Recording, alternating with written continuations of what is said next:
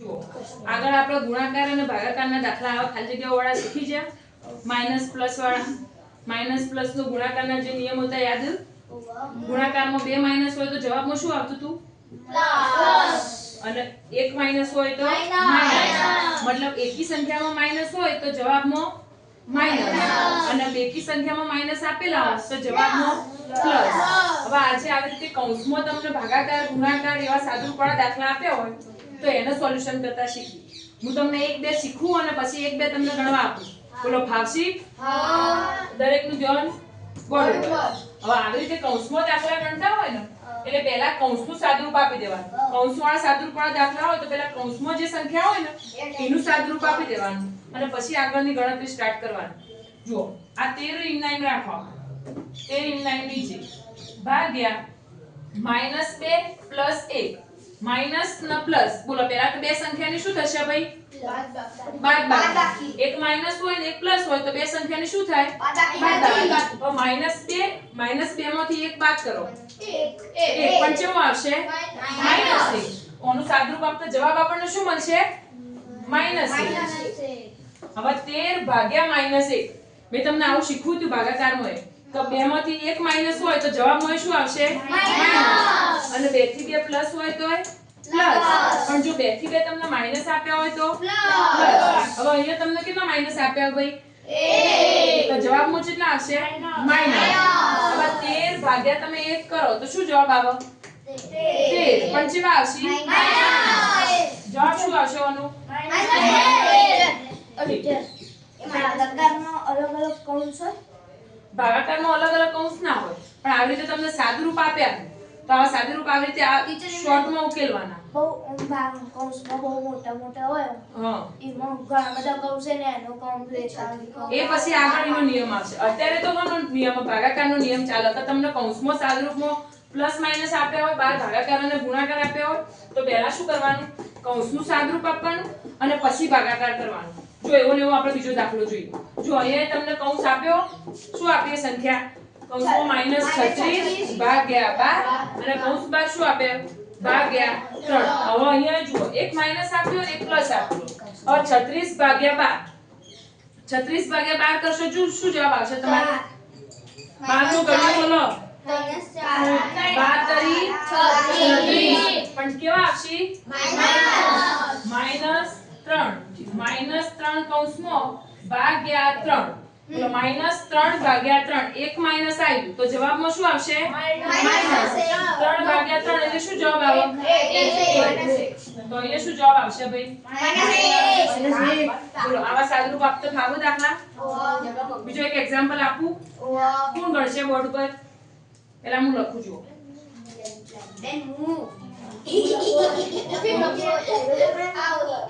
Video ચાલુ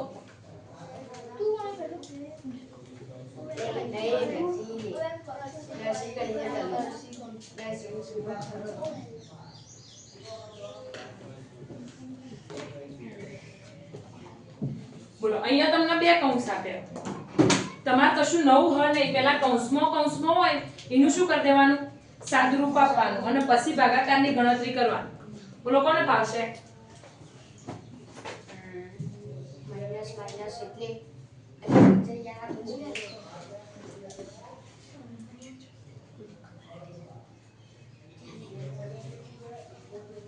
બોલો એક -6 અને +5 એક માઈનસ અને એક પ્લસ 5 પહેલા તો બંનેની શું થાય બાદબાકી એક માઈનસ હોય અને એક પ્લસ હોય તો બેની શું થાય બાદબાકી 6 માંથી 5 જોઈએ તો 1 પણ જેવા આયા તો હવે -2 અને +1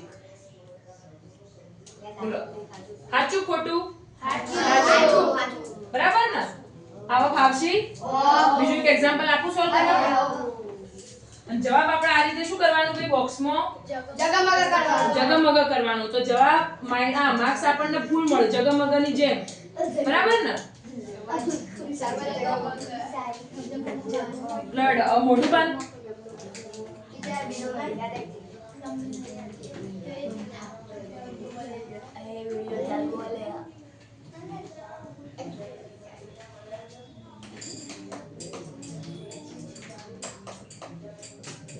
જો અહીંયા તમને કૌંસમાં આપ્યો સાદું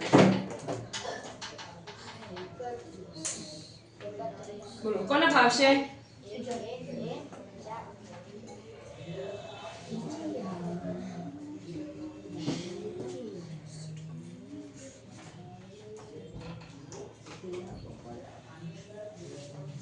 -31 કૌંસ બહાર તો એમ નિયમ રાખવાના.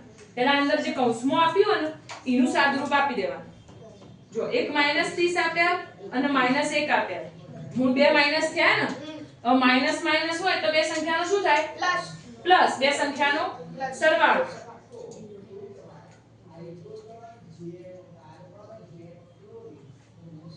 સરવાળો તો થાય પણ અંદર નિશાની મોટી સંખ્યા આગળ હોય એ મૂકવાની. એવું એ શીખવાડ્યું ને. બોલો મોટી સંખ્યા આગળ નિશાની હોય. બોલો જવાબ સાચો ખોટો ભાઈ? સાચો. કઈ રીતે સાચો? -30 અને પેલા પ્લસ માઈનસ માઈનસ થઈ જાય તો મોટી સંખ્યાની નિશાની આવી 31 માં. જો સુધારી આવો. -31 આ પ્લસ થાય એટલે સંખ્યાનો સરવાળો પ્લસ થાય. પણ નિશાની તો આપણે શીખવાડવું ને. મોટી સંખ્યાની નિશાની આવક નહીં. તો મોટી સંખ્યા આગળ શું નિશાની આપીએ? માઈનસ. પેલા તો મને તો મોટી સંખ્યા કઈ છે બંનેમાંથી? -31 અને ઉપર -30. આમાં કઈ સંખ્યા મોટી? -30. તો એ માઈનસ આગળ જે નિશાની એ શું આવે? નીચે જવાબમાં આવે ને તો મૂકો.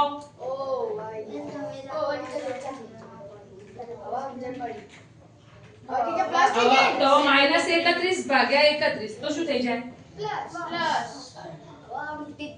જો તમને ફરીવાર એક શીખવાડું. તમને મેં એવું કીધું તું કે માઈનસ માઈનસ હોય તો શું થાય? માઈનસ માઈનસ હોય તો પ્લસ અને પ્લસ માઈનસ હોય તો માઈનસ. એનો મતલબ કે બંને સંખ્યા આગળ માઈનસ માઈનસ ની નિશાની હોય તો બંને સંખ્યાનો શું થાય? સરવાળો. પણ એક સંખ્યા જો માઈનસ હોય અને એક સંખ્યા પ્લસ હોય, આપણે જોયું એટલો કે એક સંખ્યા માઈનસ હતી અને એક પ્લસ હતું તો બે સંખ્યાની શું થઈ? બાદબાકી થઈ. અહીંયા તો બંને સંખ્યા માઈનસ માઈનસ એટલે બંનેનો શું થયો? સરવાળો. એટલે -30 અને -1 એટલે સરવાળો કેટલો આવ્યો ભાઈ?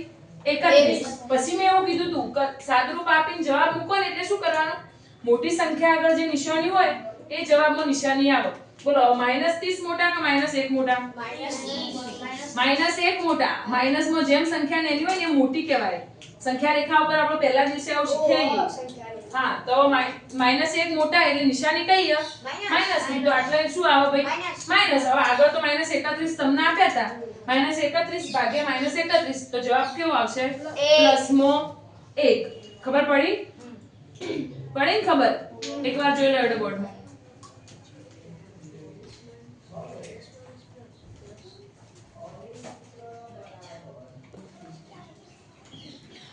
જુઓ આપણા આગળ ભાગાકાર અને ગુણાકારના દાખલા શીખ્યા. હવે તમારી બુકમાં તમને આવા એક્ઝામ્પલ રકમ વાળા આપ્યા અને એના તમને સ્વાધ્યાયમાં દાખલા આપ્યા. તો હવે એનું સોલ્યુશન કરી આપો. જુઓ તમને એક રકમ આપી.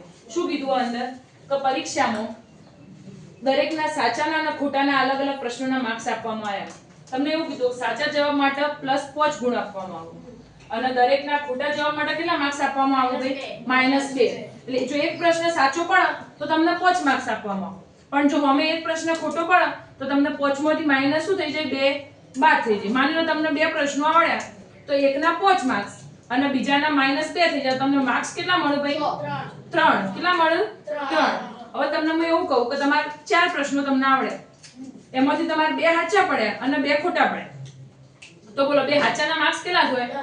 1 ના 5 એટલે 2 ના થશે 10 અને બીજા 2 ખોટા પડ્યા તો માઈનસ કેટલા થશે ભાઈ? 2 ને 2 4. તો 10 માંથી 4 બાદ થાય તો કેટલા માર્ક્સ મળે તમને? 6. હવે એવી રીતે રાધિકાએ અને જયે પણ અમુક પ્રશ્નોના જવાબો આપ્યા. આવું નવું એક્ઝામ્પલ તમારા સ્વાધ્યાયમાં હોય એ તમારે જાતે ગણવાનું. આ હું તમને શીખવાડું. જુઓ રાધિકાએ તમને દરેક પ્રશ્નોના જવાબો આપ્યા અને એને કુલ માર્ક્સ કેટલા મળ્યું ભાઈ? 30. પણ તમે જુઓ કેમ કે તેના 10 જવાબ સાચા હતા. એને દરેક પ્રશ્નોના જવાબ તો આપ્યા પણ એને માર્ક્સ કેટલા મળ્યા ભાઈ? 30 જ. કારણ કે એને સાચા કેટલા પડ્યા હતા? એમાંથી ભાઈ 10 જ. સાચા 10 જ પડ્યા હતા. એને માર્ક્સ કેટલા મળ્યા ભાઈ? 30. તો હવે તમારે શોધવાનું હોય તો કેટલા પ્રશ્નો ખોટા પડ્યા છે. એવો ને એવો તમને નીચે બીજો પ્રશ્ન આપ્યો. જયે પણ દરેક પ્રશ્નોના જવાબો આપ્યા અને એના કેટલા માર્ક્સ મળ્યા ભાઈ? -12. એને તો જે પ્લસમાં મળવા જોઈએ બધું જ જતું રહ્યું ભાઈ માઈનસમાં. તો તેને કેટલા? 4 પ્રશ્નોના જવાબ આપ્યા. આ 4 પ્રશ્નોના જવાબો કેવા હતા? સાચા હતા. રાધિકાએ બધા પ્રશ્નોના જવાબો આપ્યા હતા અને જયે બધા પ્રશ્નોના જવાબો આપ્યા હતા. રાધિકાએ જવાબો આપ્યા એને કેટલા સાચા પડ્યા ભાઈ? 10. જયના કેટલા સાચા પડ્યા? 4. રાધિકાને કેટલા માર્ક્સ મળ્યા તો? 30. અને જયના 4 સાચા પડ્યા તો કેટલા માઈનસ 12. હવે હું કીધું તો બંનેએ કેટલા જવાબો ખોટા આપ્યા હશે એ શોધવાનું હતું. જો તમને હું એક એક્ઝામ્પલ હું તમને શીખવાડું અને પછી બાકીનું તમને એક ગણવા આપું. પહેલા તો મને એમ કહો કે સાચા જવાબ માટે તમને કેટલા માર્ક્સ મળ્યું? 5. અને ખોટા માટે -2. હવે જો પહેલા રાધિકા માટે આપણે ગણતરી કરીએ. રાધિકાએ દરેક પ્રશ્નોના જવાબ આપ્યા હતા અને એને કુલ ગુણ કેટલા મળ્યા ભાઈ? 30. તો લખો કે રાધિકાને મળેલ ગુણ 30. હવે તમે કહો એના સાચા કેટલા પડ્યા? 10. તો લખો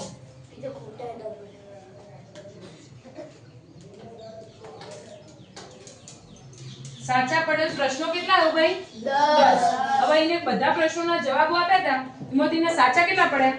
10. હવે તમે એમ કહો કે એકનો માર્ક્સ કેટલો હતો? 5. તો 10 સાચા પડ્યા છે તો કેટલા માર્ક્સ મળ્યા છે એને?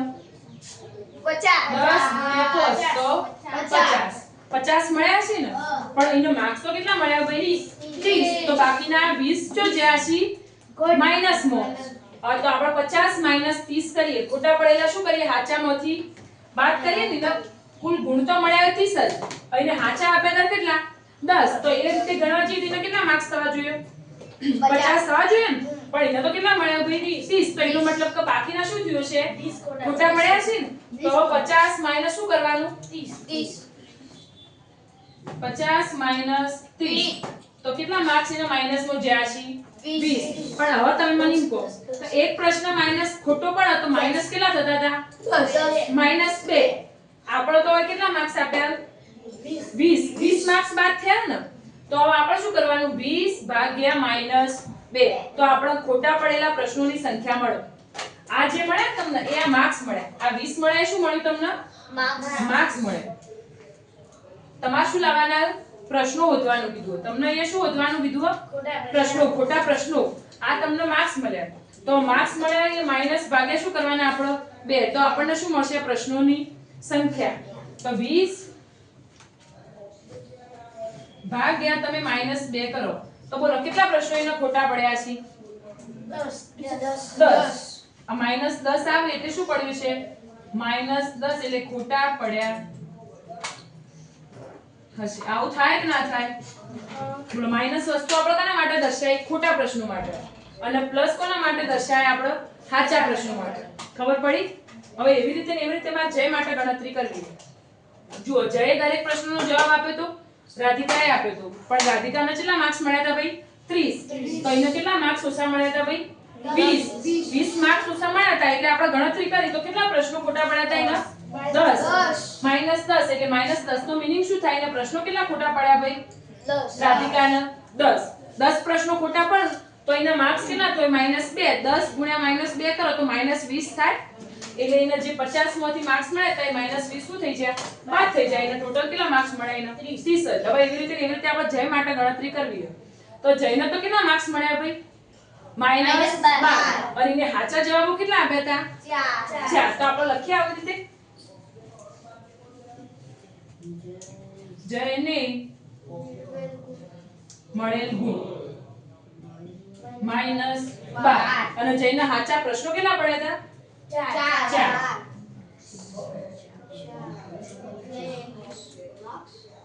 હવે સાચા પડે પ્રશ્નો ગુણ્યા શું કરવાનું? આપણે એક પ્રશ્ન સાચો પડ્યો તો શું માર્ક્સ હતો? 5. તો 4 ગુણ્યા 5 તો કેટલા માર્ક્સ મળ્યા? 20 થયા. હવે એના માર્ક્સ તો 20 મળ્યા પણ તો અહીંયા કેટલા આયા ભાઈ? -12. હવે આપણે શું કરવાનું? આ 20 અને 12 નો સરવાળો. આપણે અહીંયા શું કરી હતી ભાઈ? બાદબાકી. પણ અહીંયા માઈનસ માં એના ગુણ મળ્યા. તો હવે આ બેનો શું કરવું પડશે? સરવાળો. હવે 20 અને 12 નો સરવાળો કરો કેટલો થાય? 32. તો હવે તમારે શું કરવાનું? ખોટા પડ્યા પ્રશ્નનો કેટલા માર્ક્સ મળતો? કેટલા માર્ક્સ જતા હતા તમારા બાદમાં? -2. તો 32 ને શું કરવાનું? 2 વડે ભાગ્યા -2. બોલો કેટલા પ્રશ્નો આવે ભાઈ? 16. જયના કેટલા પ્રશ્નો ખોટા પડ્યા છે? 16 અને રાધિકાના કેટલા પ્રશ્નો ખોટા પડ્યા છે? ખબર પડી? જો રાધિકાને જે પ્રશ્નોના તો જવાબો બધા આપ્યા હતા પણ રાધિકાએ જવાબો આપે એમાંથી એને કેટલા સાચા પડ્યા? 10 એટલે એને માર્ક્સ કેટલા મળ્યા? 30. પણ જઈને જે જવાબો આપ્યા એમાં એના કેટલા સાચા પડ્યા? 4. માટે એના માર્ક્સ કેટલા મળ્યા? -12. હવે એમાંથી આપણને એવું કીધું તું ખોટા જવાબો કેટલા પડ્યા એ આપણે શોધવાના હતા. એટલે આપણે પહેલા રાધિકાની ગણતરી કરી તો રાધિકાના કેટલા પ્રશ્નો મળ્યા? 10. અને જયની ગણતરી કરી તો કેટલા પ્રશ્નો મળ્યા? 16. બોલો આવું એક સ્વાધ્યાયમાં એક્ઝામ્પલ તમને જાતે સોલ્વ કરતા ફાવે? આ દાખલો જોઈ લો હેડ.